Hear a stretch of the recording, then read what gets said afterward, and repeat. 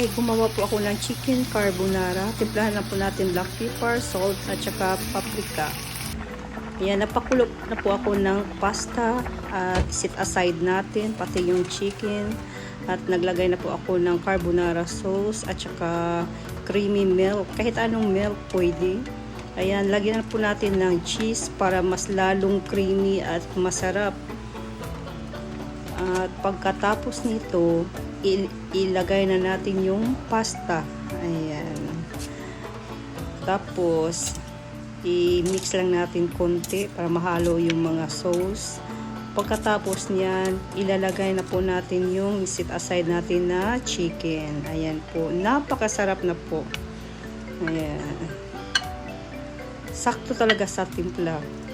Napaka-yummy. Ayan. Tapos na po. Kain po tayo. Thank you for watching.